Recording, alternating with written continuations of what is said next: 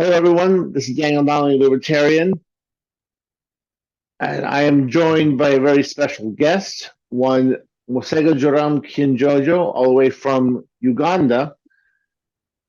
A while back, I had shared an essay he had written, and I was very impressed with his take on libertarianism, and I had no idea of the challenges being faced by libertarians in Uganda. So I really wanted people to hear his story. So, how are you, my friend?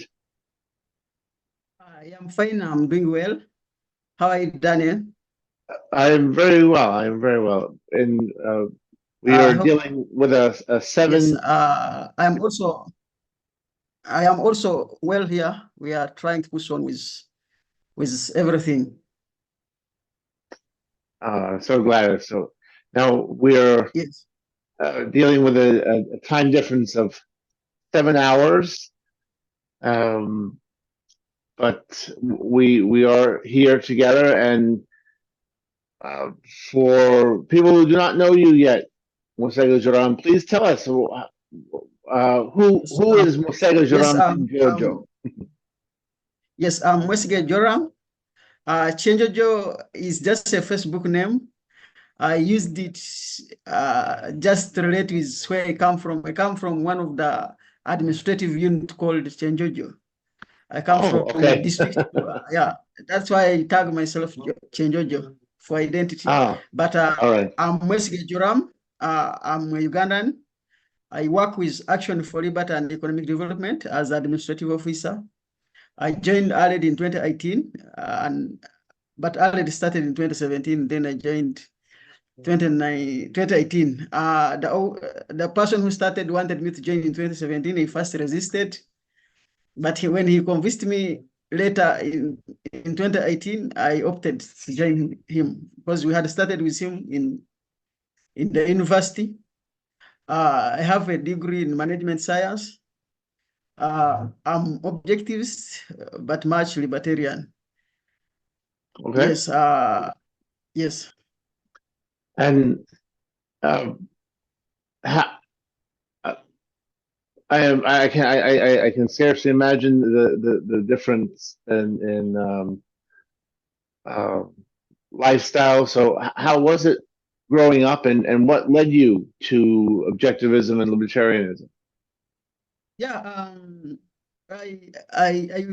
all as a child, I grew from a communist society, a socialist society.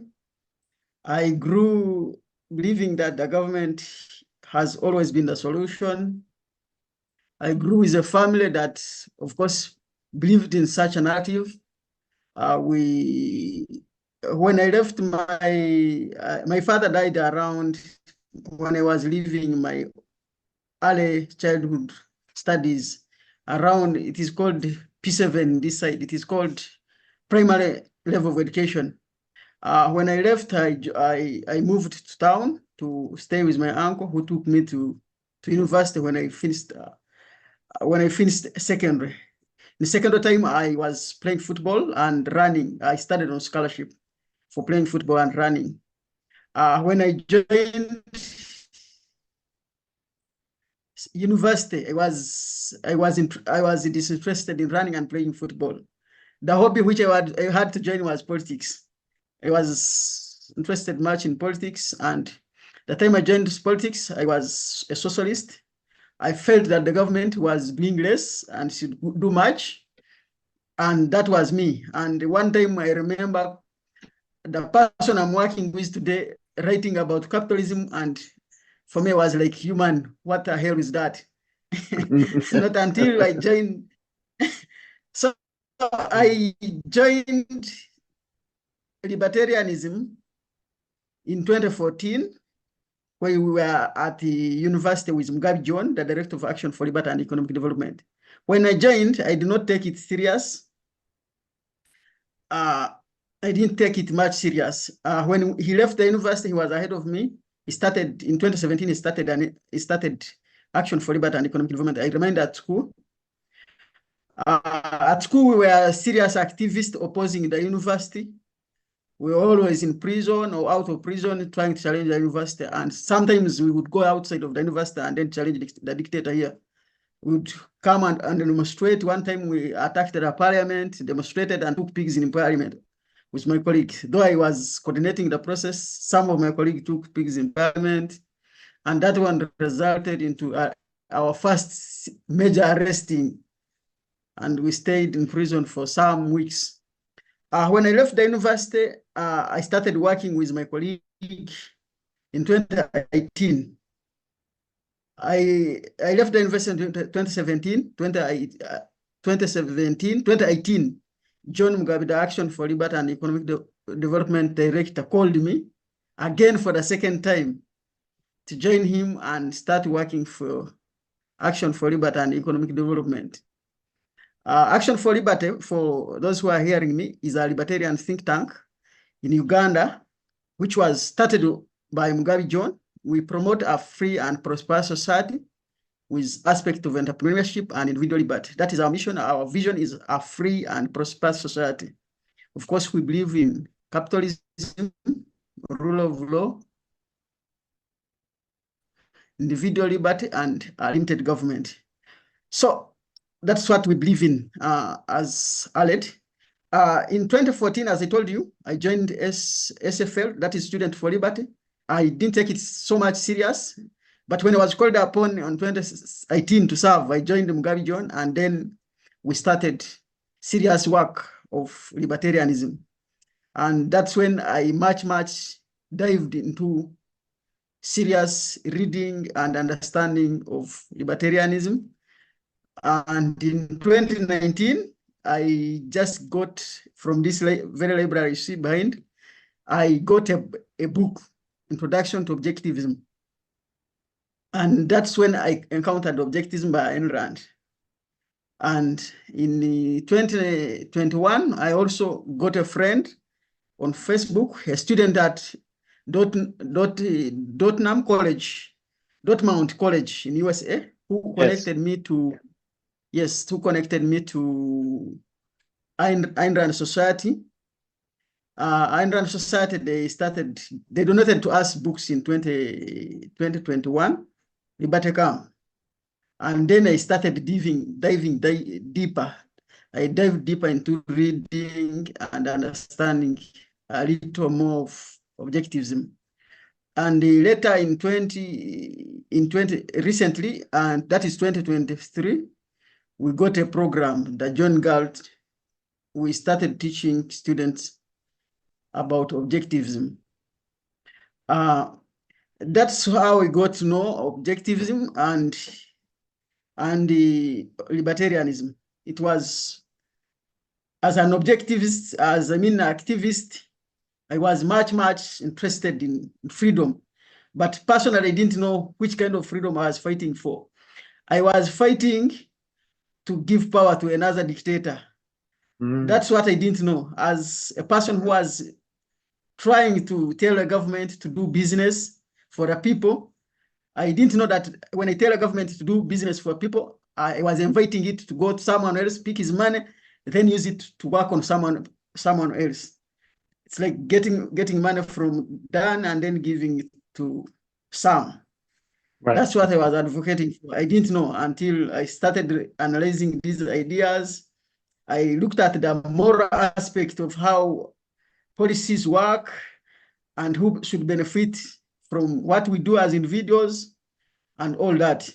So I realized that every man has an opportunity, has that responsibility of living his own life based on his own term, provided he does not infringe on the freedom and liberty of others. Yeah, that's how I encountered libertarianism and liberty. Well, that is a lot to digest.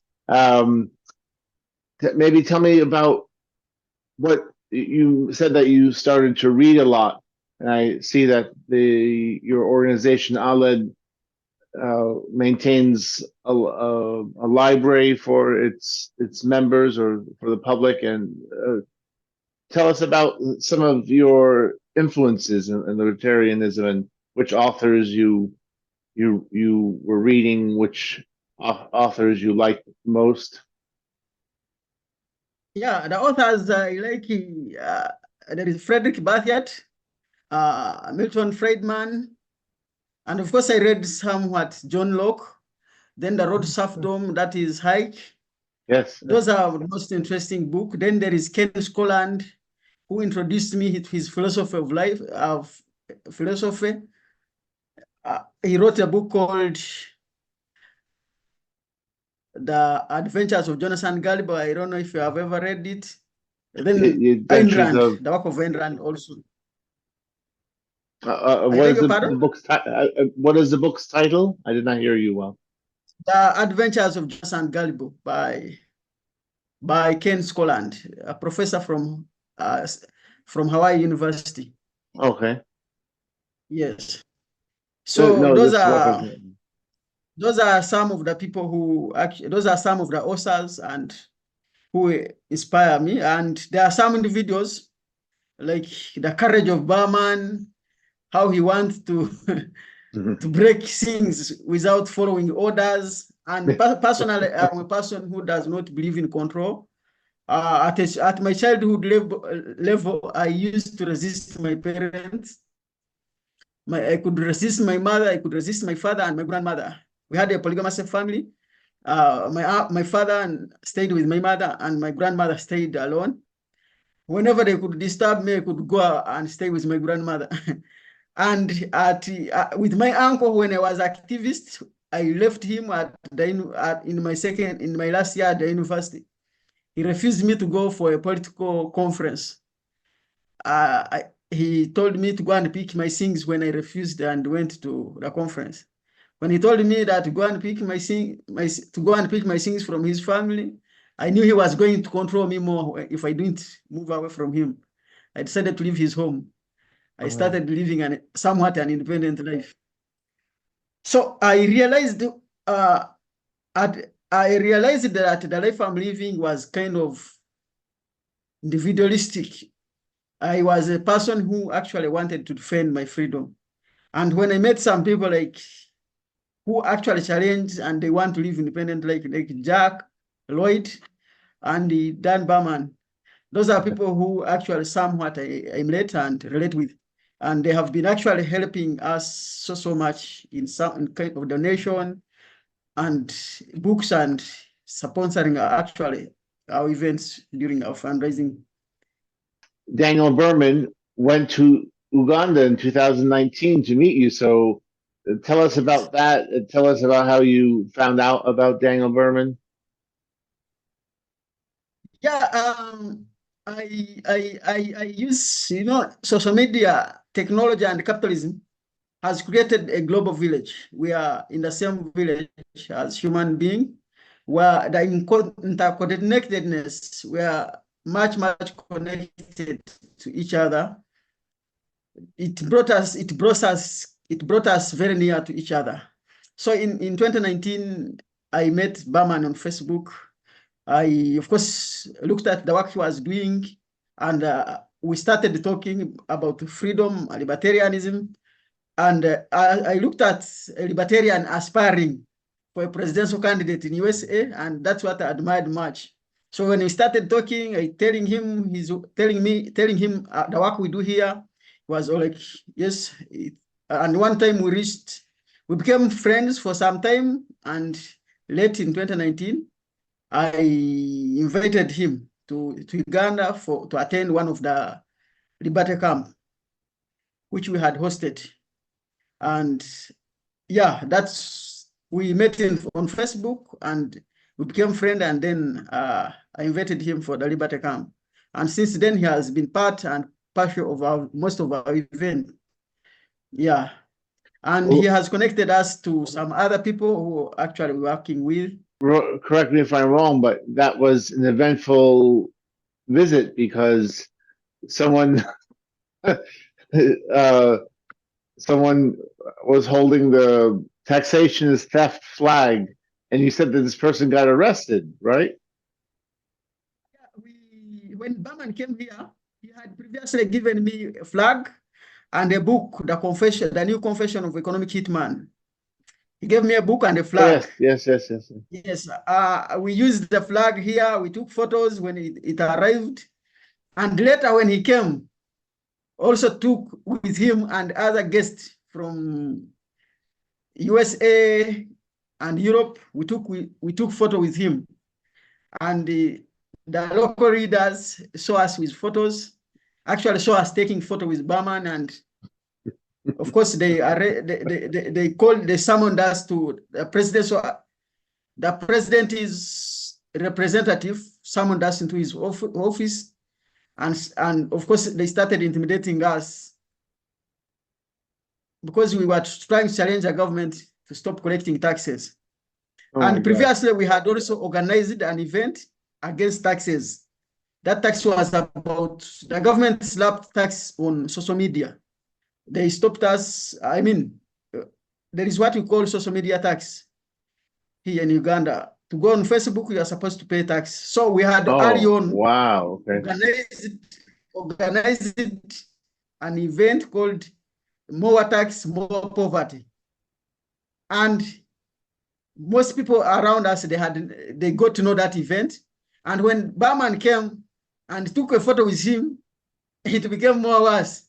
He said we are trying to commit treason, and we are trying to lure people into and encourage people from paying taxes. Right. So that's how the president's representative, that is RDC, is called RDC, RDC, Residential District Commissioner, that is a representative of government. He summoned us into his office and cautioned us seriously to this, and they tried to carry on investigation to see if at all the program is far-reaching and all that, but with time they had to neglect us, and that's how it went. But we are always conscious sometimes with what we are doing, and they are always around us. They always targeting us. They always try to look at what we are doing. So sometimes we don't go much deeper, even the people we associate with here. We have people, actually, we tend to associate here with people who are radical, I mean, in terms of freedom, who want much freedom here. Some of them are in politics, but inclined to freedom. Sometimes we tend to be reluctant working with them because the government will always look at us and those people as enemy. So we tend to be moderate as we study the environment, because we tend to do this. We are, as Aled, we are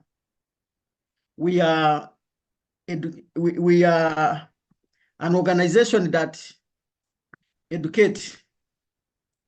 We are involved in education. Our work is to educate young people. So we see going much with politics, it may not actually give us the proper or better results with the outcomes. So we tend to remain in our audience, that is educating students, youth, and young professionals. We are actually involved in recruiting young people into libertarianism, who actually in future becomes leaders of liberty. Yeah, that is. Well, that's very impressive.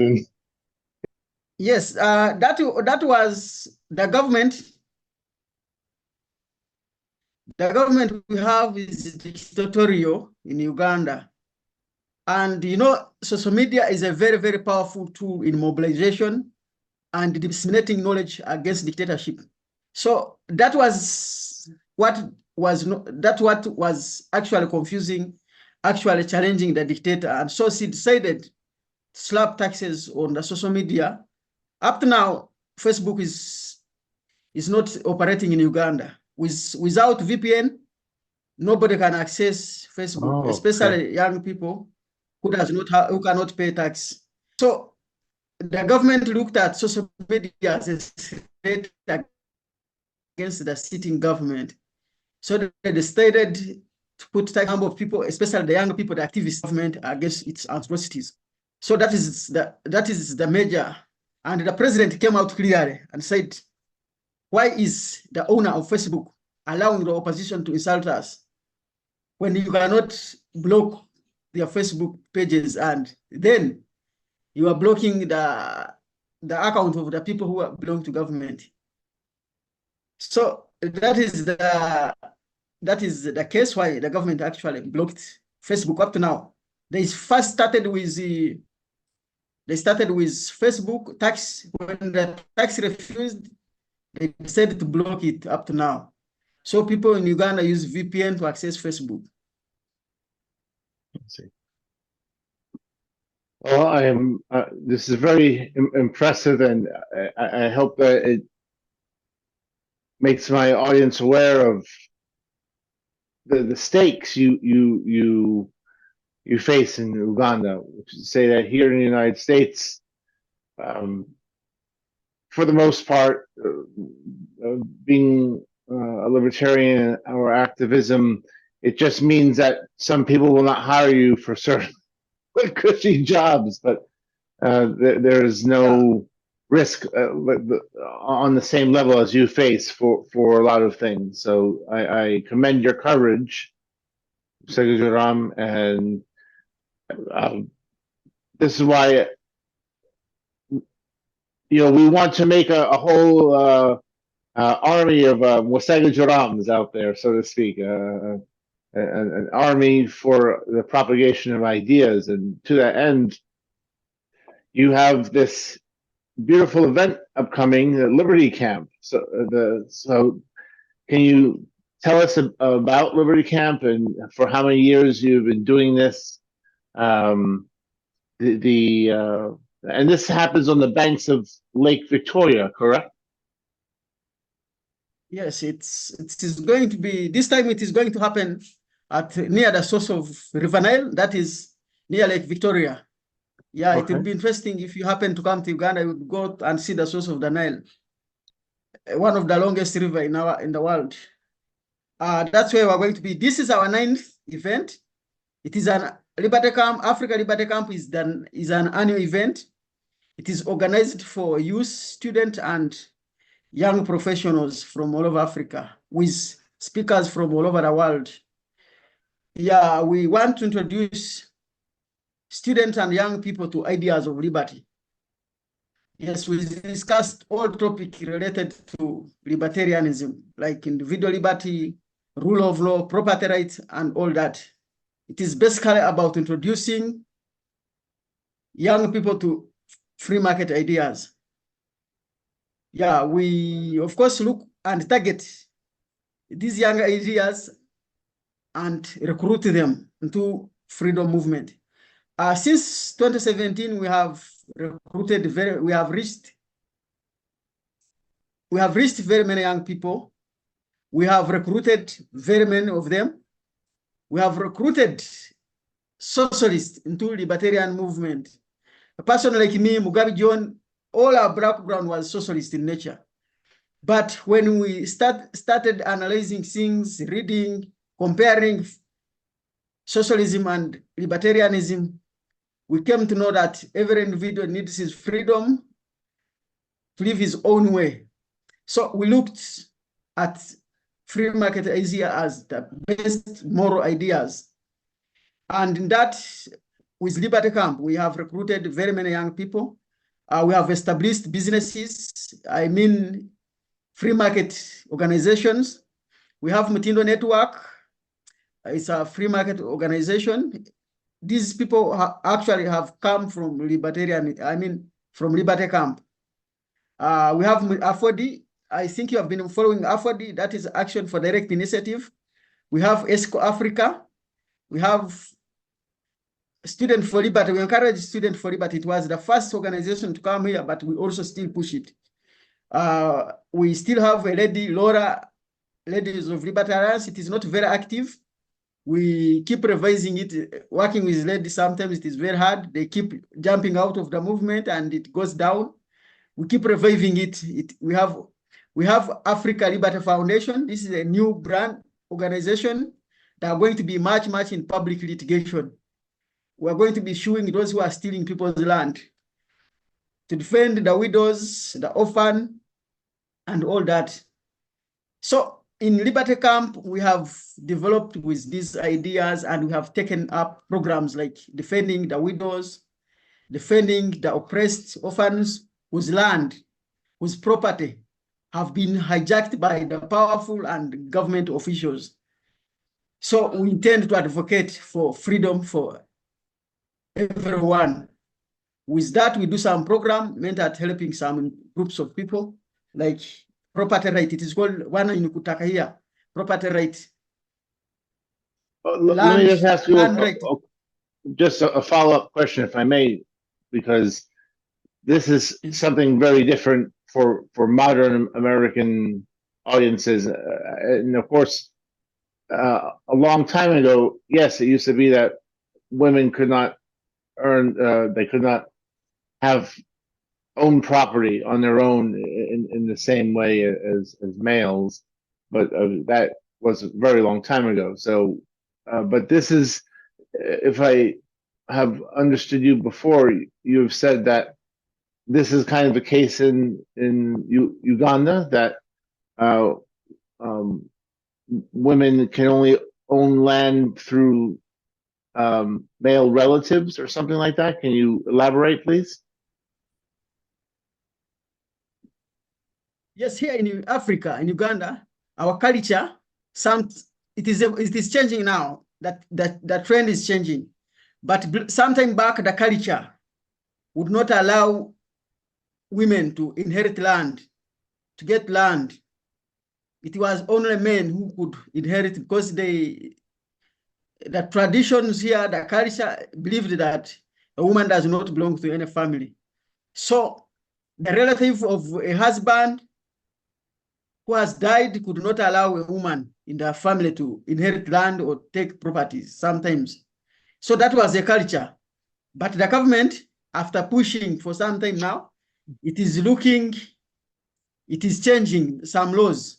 We are very happy with at least some laws are being changed, and there is enactment of laws which are actually against that culture, which oppose women from inheriting and actually getting property like land.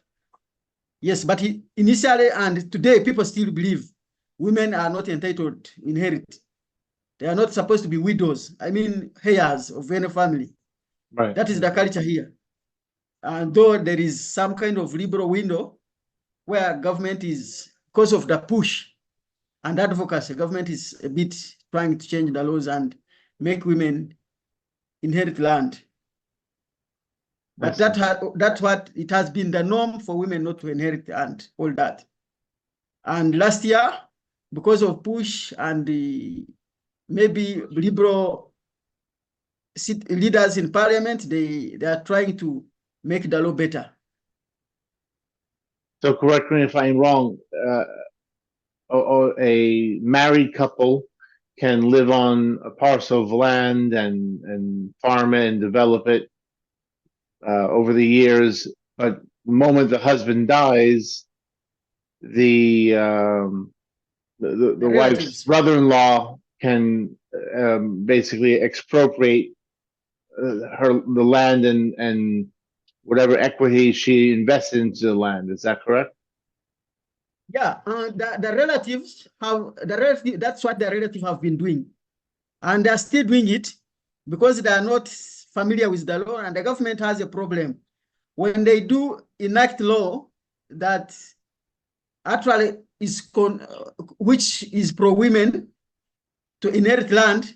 The government does not go ahead and tell and actually publicize the law. And some of people here do not know the language the government use. So our work here is always to go in the community and tell people that women have freedom to use, to own, to inherit the land that belongs to the deceased, the husband. So that has been the narrative. Women were not, you could, the moment your husband dies, the moment the husband died, women could lose land and property. as long as you are a woman and even if you stayed in the family for how many decades. But today the challenge we have is people are not aware of the law, and that is the work we are in right now. People are much uninformed about the law, and the other thing is we have the powerful people in government who are using the opportunity of corrupt government to steal people's land here. So that's where we are. We are trying to protect those, the disadvantaged, the poor, and the widow against the powerful who are trying to steal people's land. Very, very impressive. Yes. And for the Liberty Camp, as I understand it, is kind of like the Uganda's version of Pork Fest. And of course, I know that you are aware of Pork Fest, but Yes, it is. tell us about the camp itself. And I understand that it attracts libertarians and objectivists from all around Africa, not just Uganda. Is that correct? Yeah, Liberty Camp is an event for, as I told you earlier, for young people from all over Africa and speakers from all over the world. We host all students and participants from across Africa. We sometimes been hosting people from Burundi, our neighboring country, Kenya, South Sudan, Nigeria, and one time we hosted from Rwanda and Malawi sometime back. Because attending this, it is personal initiative. Sometimes you have to incur transport. Sometimes they find it very difficult. Recently, our friends sponsored like 4 students from Burundi and they attended. And this time we have some people who are coming from Kenya, and we have prospect of people who will be attending from Nigeria and South Sudan. Yeah, but the Liberty Camp invites the young people who actually come in a residential camp like Liberty Post, Yes. and they stand here for 3 days, residential days. Yeah, so this camp is locally arranged, locally organized and funded with the help of a fundraiser from individuals. So the Libertarian organization here partner and bring the little resource we have, and also a little contribution like 30% from the participant. Yes, that's the mode of funding. Little participant pays 30%, then the rest is from the organizers and then the fundraiser. That's how we organize the event. I wanted to ask you, I understand that attendees of Liberty Camp is not just that they enjoy the time together and learn something, but they have gone on to promote these ideas. I'm thinking of the example of Rachel Navuga, who from Liberty Camp was chosen to to study at the Ayn Rand Center in Europe. Can you elaborate on that? Yeah, some of the young people here, after attending these ideas, they get interested of these ideas. Of course, we encourage them also. We always lobby for them to go out and attend more advanced program like from the Ayn Rand Institute and elsewhere. Like Atlas has been organizing camps in Africa, Europe, and all continents of the world. So we encourage young people from Uganda and Africa to always go and attend this. And sometimes we tend to lobby, like Ayn Rand Center of Europe has been organizing some events here. And also recently, Ayn Rand Center Europe gave us a program called John Galt School Program, and where we were teaching young people an introduction to objectivism. So after teaching, of course, there are those young people, a few of them who will get interested in learning more of this. And that's why I told you, after Liberty Camp, young people, since 2017, have started around 7 libertarian organizations in Uganda. Yeah, it is very interesting that at least we are picking one person at a time who believes in what we are doing and who can really appreciate and also choose to extend our ideas. If there is any libertarian who is scholar who is interested in teaching libertarian ideas, they can reach to us. We are trying to contact some few of them. But if there is anyone who wished to travel to Uganda, come and teach, explore the environment. Actually, here we have one of the best environment. One of the Brits called it the Pearl of Africa because of its pleasant environment. So we are ready to receive that individual. Yeah, we want to form a country that is free, where everyone prosper based on his own life and his own pursuit. And for those who do not know, Uganda really is, as you said, the British would call it the Pearl of Africa. It really is unique in that the equator passes through Uganda. So Yes. I imagine you have very stable weather most of the year, correct? We have In two temperature, in terms of seasons. temperature. Yes, we have, the temperatures are 20, they are very normal. They are around 26 to 29. But I think I'm not much versed with geography. I think, but we have two seasons, and we are in tropical Africa. We can grow food throughout the year. We have rivers, we have forests, we have animals, all mostly birds of all species, I believe. That's why I hear people say, though I don't go much deeper in that. All right. Well, Yeah. this is so great. And I will, of course, add a link to your essay and a link to the fundraiser for Liberty Camp. I do encourage my listeners to join me in contributing to Liberty Camp 2024. And Masego Joram, thank you so much for speaking to us. And I look forward to hearing about all the great things which you and your organization ALED will do in the near future. Soon, and until then. Okay. Thank you very much for appointing and hosting me, sir. Sure, my friend. Have a Take care have a then. great day.